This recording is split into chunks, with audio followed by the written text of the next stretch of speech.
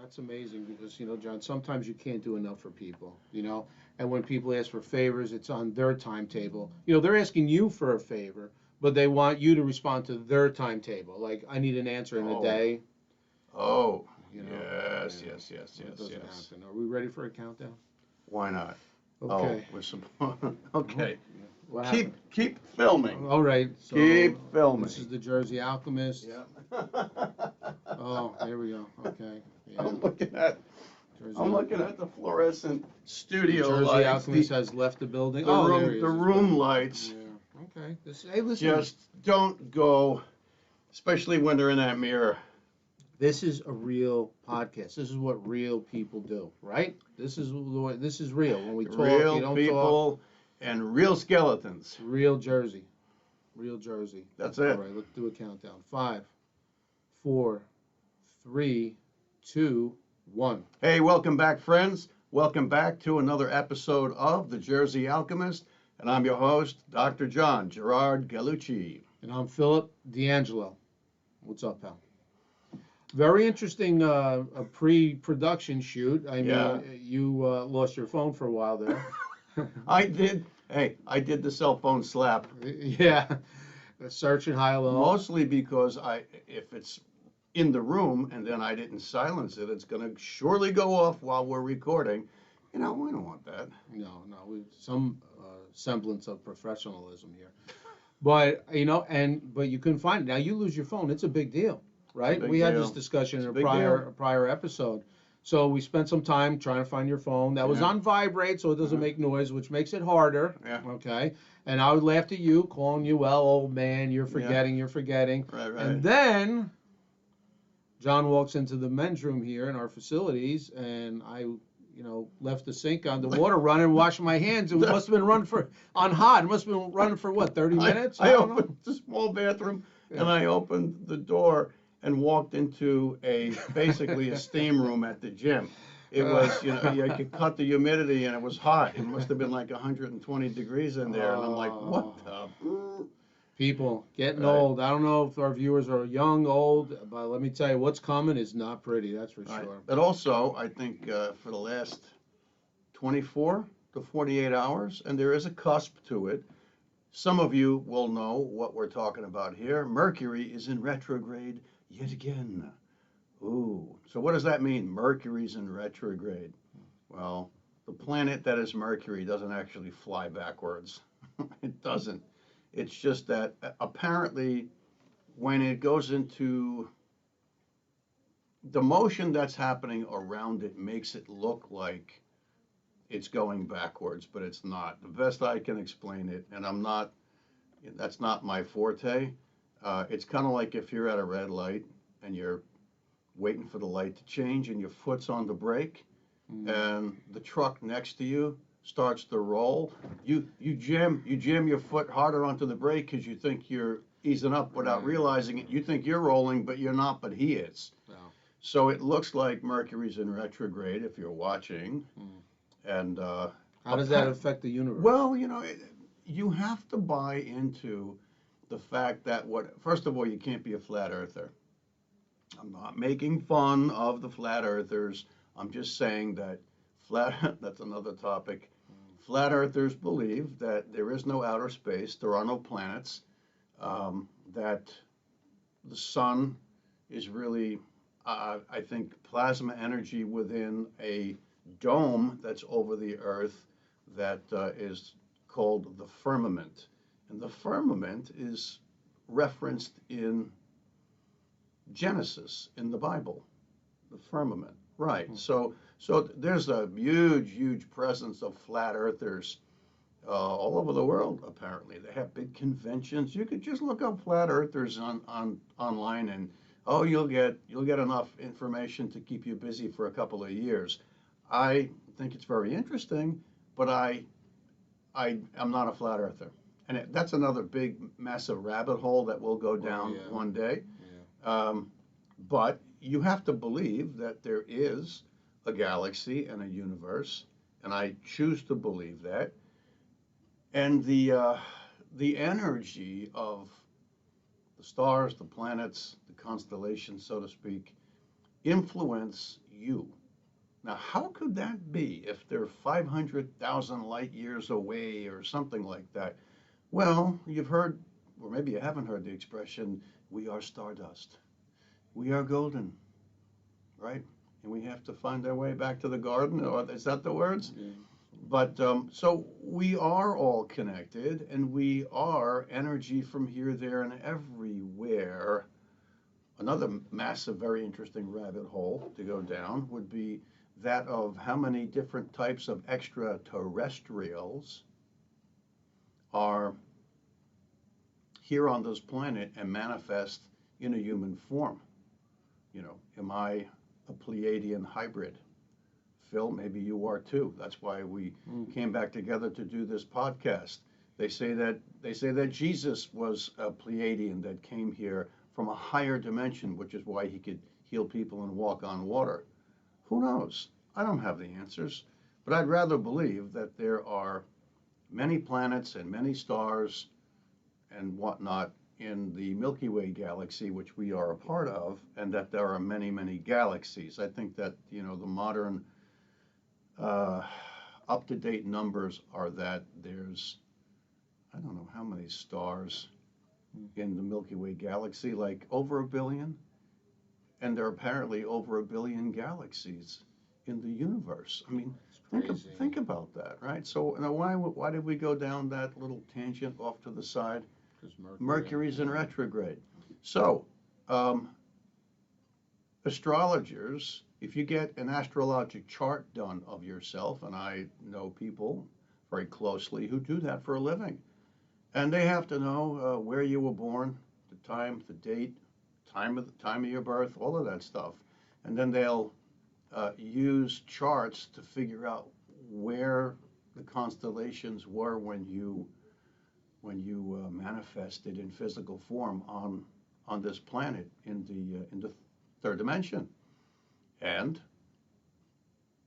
that's how the constellations affect you as per your astrologic sign. It's much, much more complicated than that. It really is, and it's very, very fascinating. But Mercury's in retrograde. And down and dirty, what does it mean? Stupid little shitty things go wrong, like your GPS sends you in the wrong direction. You leave the water on. You leave your house to go to work and you leave your door wide open, like crap like that. Crap like that. And I've seen it over and over and over and over again that when Mercury's in retrograde, it's like, okay, look out, watch out, but make sure you turn that gas off on your stove. Make sure the doors are locked. Make sure the dog's pen is all locked up. Make sure they can't get out. All of that stuff, because I've seen things go unexplainably wrong every time Mercury's in retrograde. Is it just Mercury, John? I mean, no, other planets will look to be in retrograde, but for some reason, Mercury, when Mercury's in retrograde, we're most affected. It just seems to be, it really affects. Could it be distance from the Earth? I don't know. Maybe. Yeah. I'm not an astrologer or an astronomer. Yeah. So what happened just now? It's not because we were old. I don't think so. We'll blame Mercury. It's because of Mercury. I don't know. Mm-hmm. I mean, as I'm getting older, I tend to forget. I mean, things that people just tell me, and well, as soon as they tell me, I'm like, oh yeah, that's right. I know you just told me. But it just seems like lately, I mean, there's, I'm forgetting a lot. If I don't have sticky notes, my desk at work is all sticky notes. I mean, I have to write. Look at it like this. I think there's 3 or 4 phases to our ability to mentate. The early stages might be before you become a professional at whatever the hell you're doing, even if you're an Uber driver, right? You're a kid, then you're in your teens, your late teens. Once you hit early 20s, once you're old enough to drink in the United States, you really take on a different set of responsibilities. So that first quarter of your life, you're not really thinking about a lot. You're not really thinking responsibly that I'd better remember this. Some people naturally do it, but it's like you're still a kid. You're still a kid, so you really, if you're sitting in the back seat of the car and your mom or your dad is driving, are you paying attention to how to get from from Essex County, New Jersey to Yankee Stadium? You're not. I don't think you are. I didn't whenever I went there, once every, whatever, 6 or 7 or 8 years. But then there's that next stage, that next uh, quarter, if you will, where we're held to be responsible for a shit ton of stuff. You know, going to school, going to college, going into the trades, owning a business, taking over a business, finances, paying taxes, life and death, you know, all of that stuff. And it's all of those things that you didn't need to concern yourself with in the first quarter. Yeah. And then there's the third quarter. We're in the third quarter of the game of life. We call it a game of life. Yeah. We're in the third quarter. Clubhouse turn. I mean, look, I was a very busy pediatric and neonatal general and thoracic surgeon, not a pediatrician, not an adult general surgeon. I was the guy that operated on preemies, babies, and kids up through 17.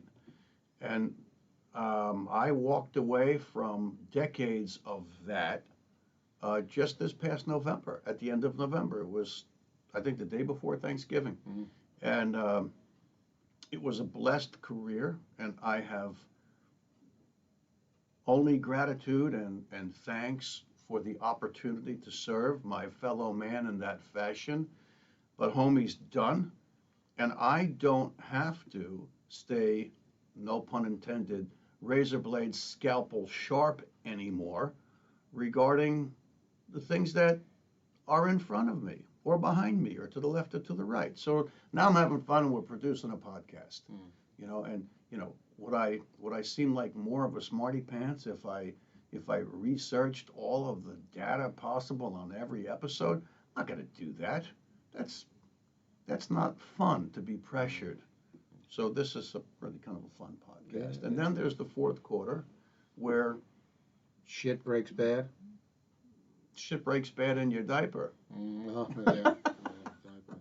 From once you started. Right, we started there. Yeah. I mean, it just third quarter, Phil.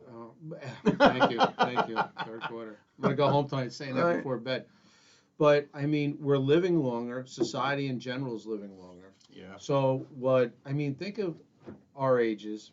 People we knew at our age when we were much younger, they were dinosaurs. They were ancient. They had the cane already, I think, and now I know you still work out. I mean, you're staying active. I mean, nowadays people are extending physically, as long as they take care of themselves, they can extend it physically to try and keep doing the things you did in the first and second quarter. Right. Okay. But that brain, is it true? And maybe you might know this, but if there's the brain has how many different sections? I don't know. How many? I'm not a neurosurgeon, but there's a bunch. There's a bunch. If you're not thinking or doing math, that part of the brain supposedly. Like if you don't use it, lose it. Yeah. I think that's probably true. Like the body actually stops blood flow to the brain.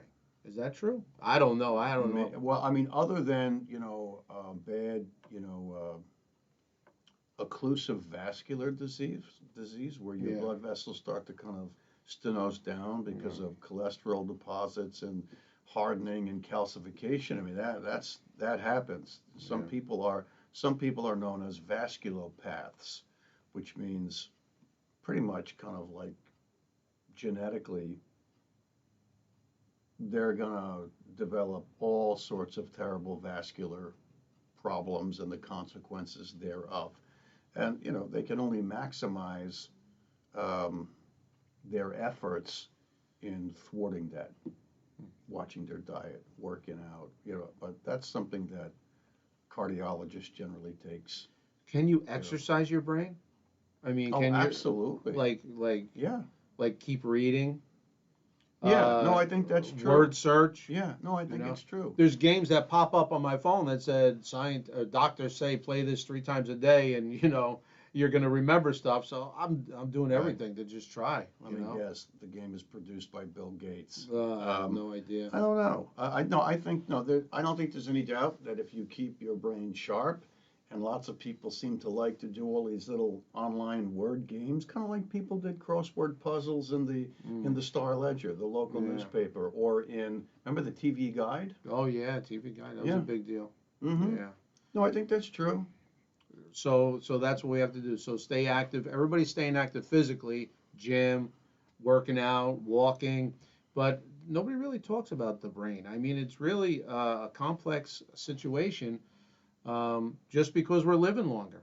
And Yeah. it seems like, as I know, our parents, my parents, either one or the other is going.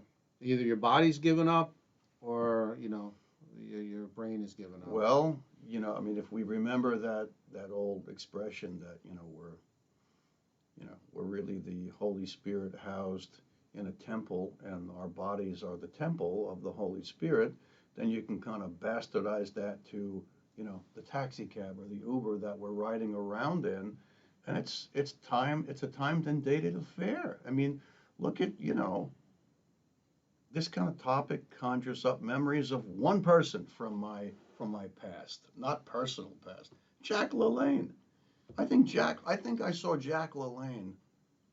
He was towing a rowboat with 4 people in it, like 100%. across the English Channel. On his birthday, he would do How something. old was he? Like 90 or something? 102. I don't know.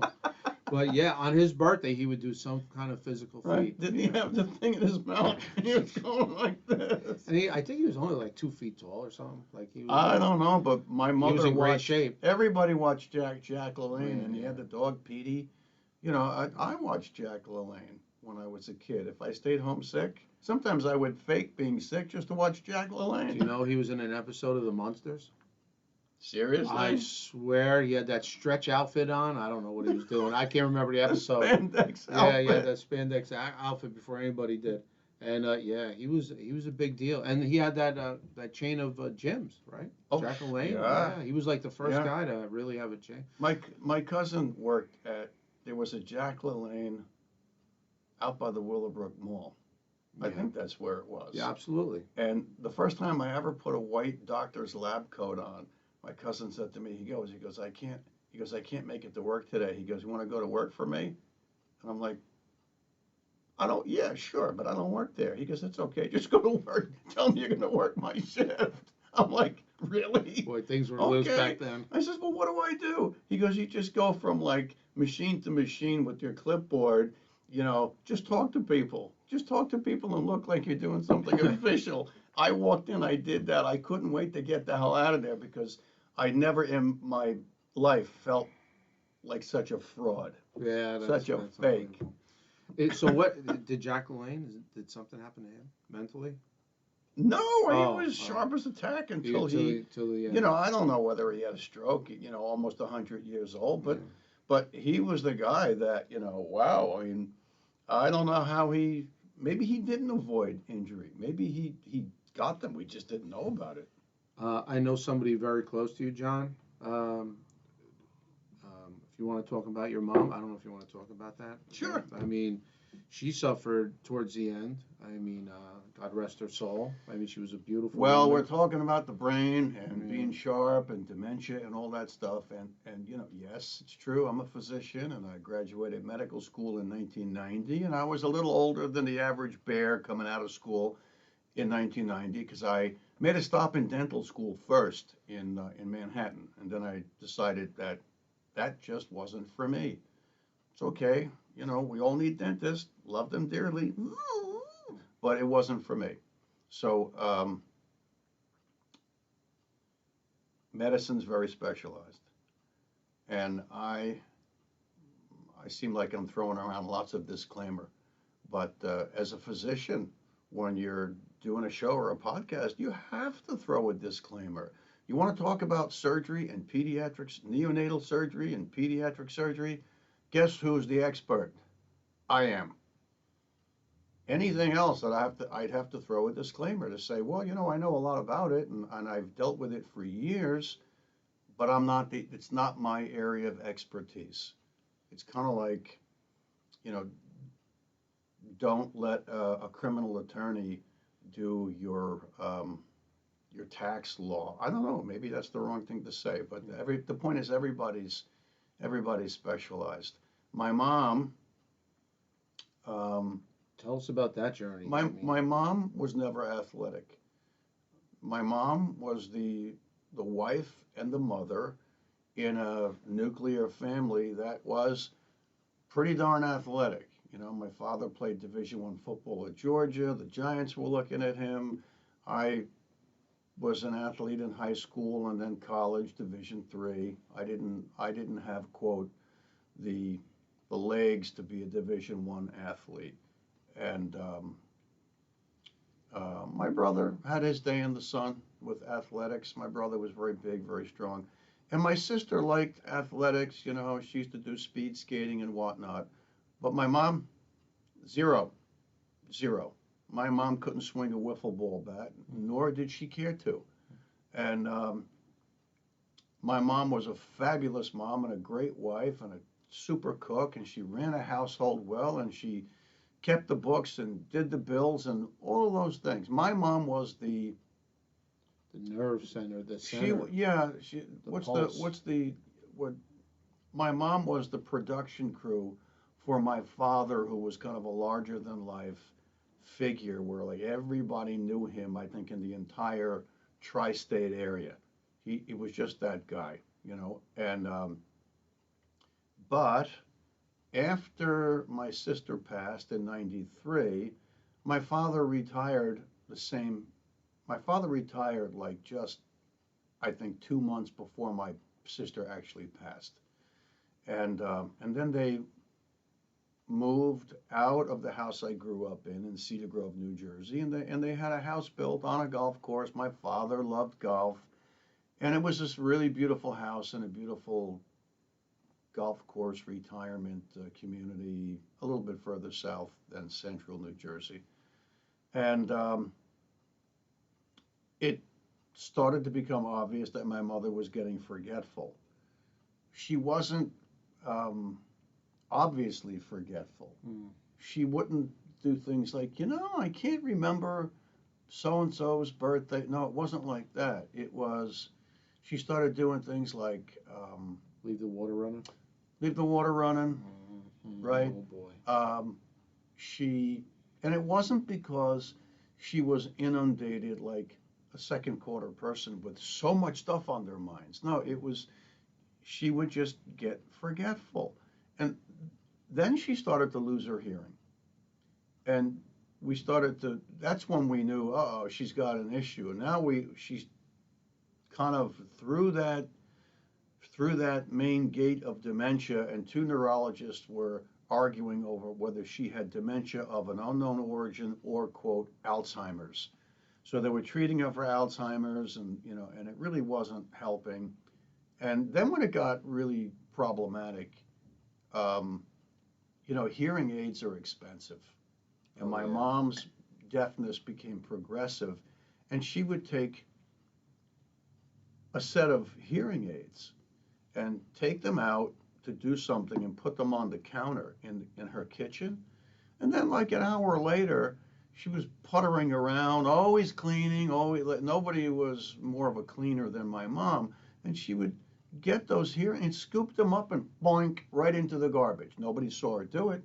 But the hearing aid, I think they were $6,000-7,000, and I'm not so sure that the insurance covered, you know, the hearing aids back then.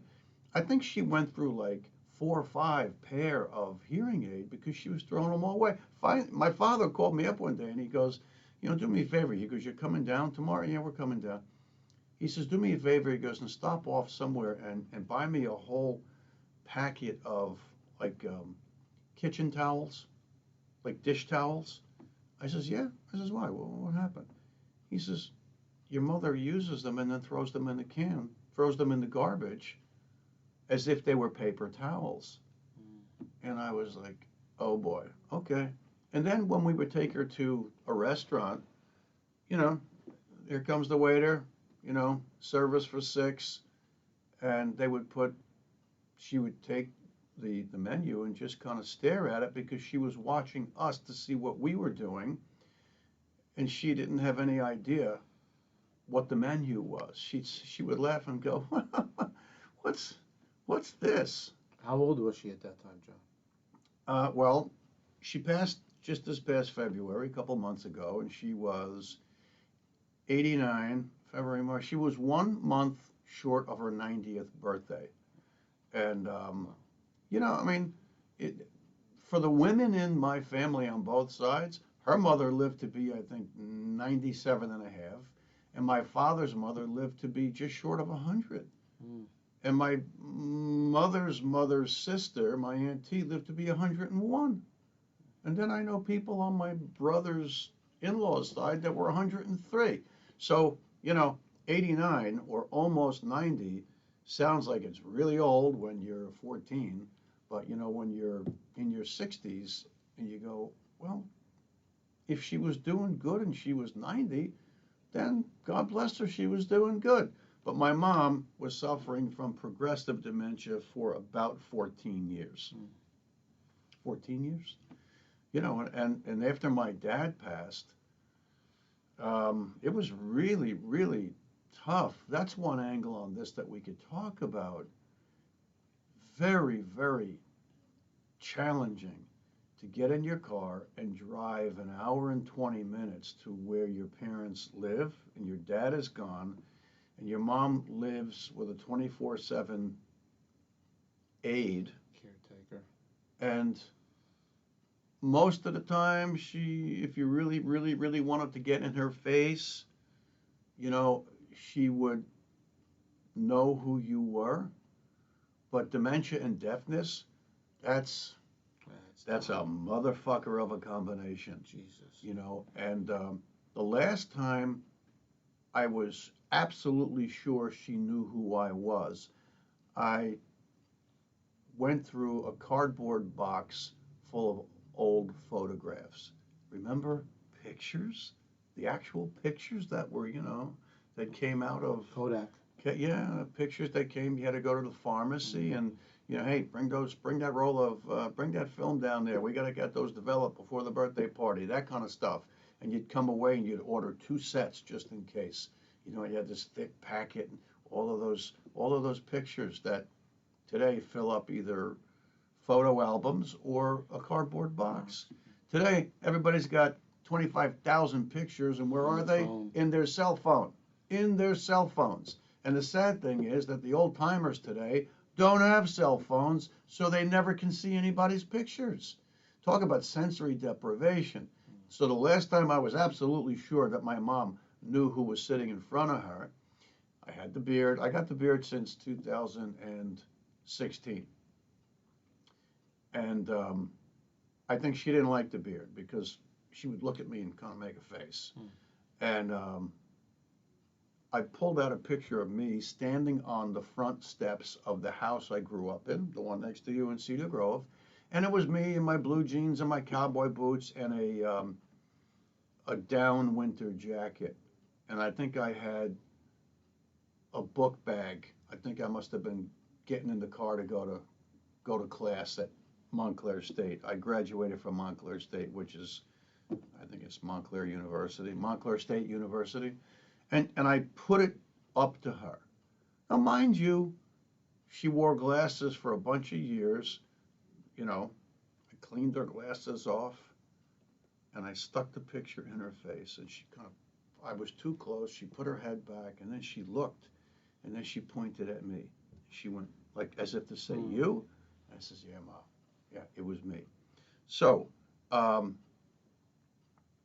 for those of you who are dealing with parents or older relatives, but especially parents that are suffering from dementia, do your best to get to where they are. Yeah, it's difficult when they're an hour and 20 minutes away, that's for sure, but do your best. Have a little routine. Play music for them. And don't play contemporary music for somebody that's in their 80s or 90s.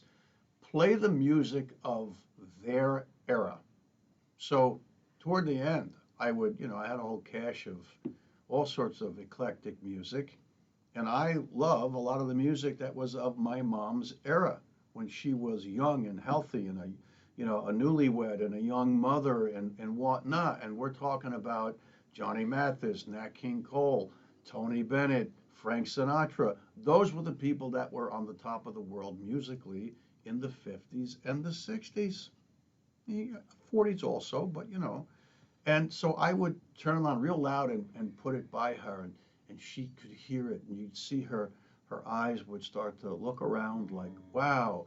And so all of those years of, you know, of going without, because let's face it, when you don't live with them, even if you say to their caretaker, hey, play some music, put on that music. You know, I would come down and I think they would put the music on 20 minutes before I walked in. And there was this little music thing, and it was across the room on a counter. And she's deaf anyway, and you can't hear it. So, all right, boink, turn it off, torque up the cell phone, and you play Johnny Mathis, and you put it right next to her head. That's it. You order her favorite foods, and you know, it's funny. One of those last things to go on a person with dementia is their ability to eat. You know, and maybe it was just you know, my family thing. We're all foodies, but you know, she could feed herself up until about a year before she passed, and then she had to be fed. But boy, she knew when the eggplant parm was in front of her. That's for sure. She may not have known who the hell I was, but she knew what was in front of her, and she enjoyed the food if you fed her. So those are the things that you really, really should do. Why? It makes a difference for them, and I promise you, now that I've gone through that portal and out the other end, it makes the difference for you and your heart and your mind, that you know you did everything you could for your mom and your dad while they couldn't do anything for themselves. And no matter how hard it was, I got to be honest with you, it got to the point where I used to hate going down to see her house, because I would, you know, it's like you're watching the clock. It's like she can't see you, she can't hear you, she can't talk to you. Okay, it's dinner time. Okay, it's time for some music. She can't even see photographs anymore. It was so difficult. But, we got through it. She was thankful for my presence. And I'm going to take it a step further, and most of you won't expect this, but this is what the Jersey Alchemist is really about. I have a friend of mine, actually, here. For all of you really, really hard right conservative Christians out there, you're going to have to just bear with this, okay? But Johnny Boy here is surrounded by mediums and psychics, and no, they're not from the devil, for God's sakes. They're gifted people, just like there's only one Michael Jordan, there's only one Wayne Gretzky, there's only one Thor, the strongest man, there's only one Muhammad Ali, and guess what? There are some people who can paint on a canvas. There are some people who can take a little tiny preemie apart, fix it and put it back together and hand it back to mama, and it's good to go for another 90 years. I'm that guy, and there are people who are psychics and who are mediums. So get over your stiffness. Point is, one of my dear friends, who's a medium, called me up after my mom passed. And she said to me, she goes, your mom hung on for too long. Your mom did not know how to move on. And of course, as you would have suspected, your dad was there, and he literally reached his hand through the veil and took her by the hand and literally said to her, okay, it's time, enough, and pulled her. And I was on the couch in the living room, and my mom was babbling and talking loudly until about 1 o'clock in the morning. And I was like, Jesus, Lord, please just take her. I love my mom, just take her. And then I got so exhausted because I held a vigil there for like, I don't know how long, I think 5 days or something like that. And I shut the doors to her bedroom. I just shut the doors to give her that moment to move on. Because when my dad passed away, I was lying on a couch right next to his hospice bed, right in his living room. And I was staring at him for 9 days. 9 days. The whole house was packed with people. But now I was so exhausted after 9 days, I put my hands on my head. I was on the couch. I closed my eyes, which seemed like for a second, and I was aware of the time because there was a TV with music on. And I freaked out. I freaked out, and I looked at the clock on the TV, and I realized that I had been elsewhere consciously for about a half an hour. And I twisted my head to the left, and I saw my dad's silhouette and where he had been taking, his agonal breaths for God knows how long. He was completely still. He was gone. And it was the first time in my life that I looked at my father and he was dead. And I sat up and turned the lights on, and I freaked out. Now, I'm a physician. I'm a surgeon. I'm a big boy. This was 2014. I freaked out and panicked for about 2 seconds that I didn't know how to be on the planet without my dad. And then I took a deep breath and I said, wow, okay. Whew. Lots of things went through my head. Lots of thoughts went through my head. And then I called the funeral parlor, and it was actually like 2:20 a.m. And they showed up about an hour and a half later. They were lickety split, and they were in Cedar Grove. And my best friend in grammar school, his dad, showed up. And I was so thrilled to see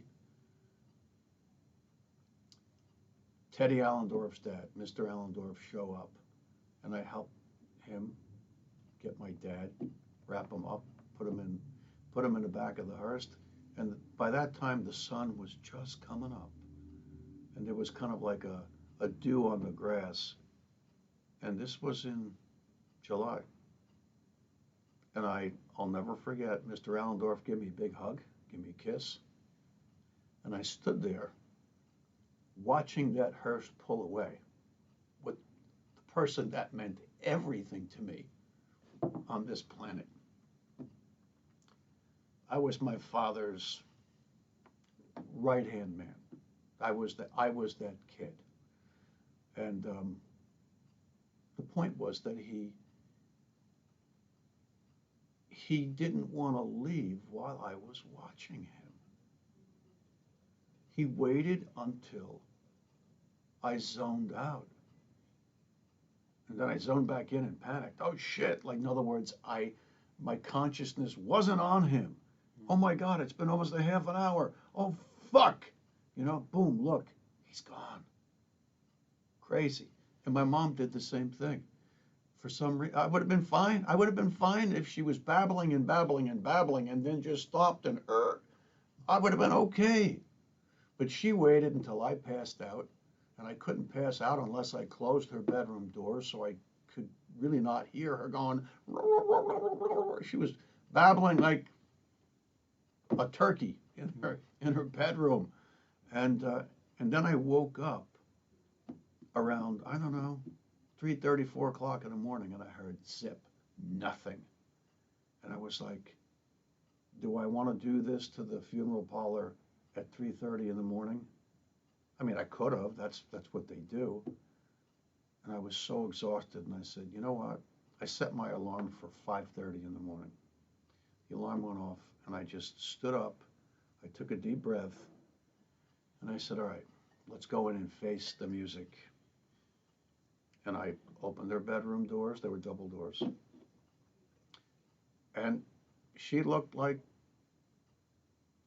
perfect. Look, even though I'm a big boy and I've operated on 14,000 people and I've seen life and death 1 billion times over,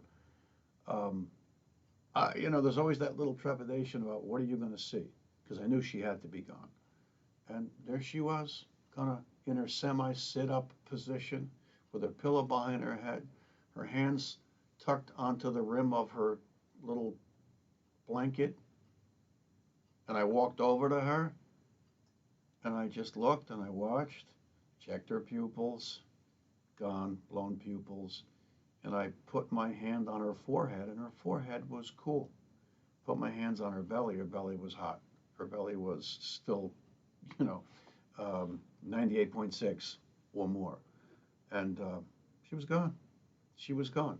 But she would not leave with me watching. And I don't know that everybody does that, but my mom and dad would not leave if I were watching. And my dad had to kind of say, okay, just like he would have if he was alive. All right, hey, Catherine. My mom's name was Catherine. Catherine, come on, let's go. Enough. 14 years of dementia and suffering. It's okay. I got you. Let's go. Wow. That's it. You know, what we that's have my to- experience with dementia. And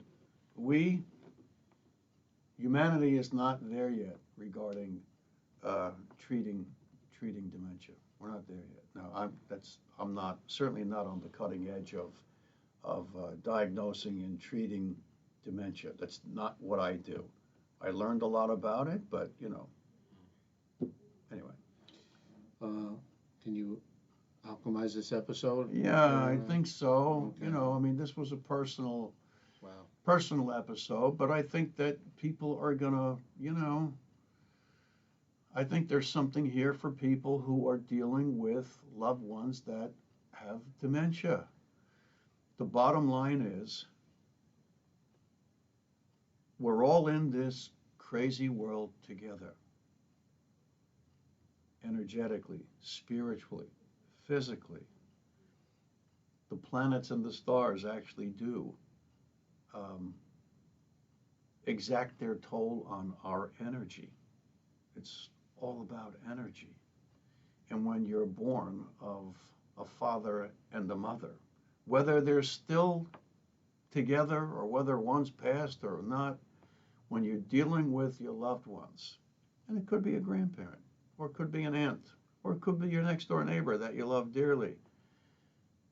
If they have dementia, remember that there's much more to your connection with them than physically being able to speak and move vibrations with your vocal cords so it hits their eardrums and it registers as sound and language.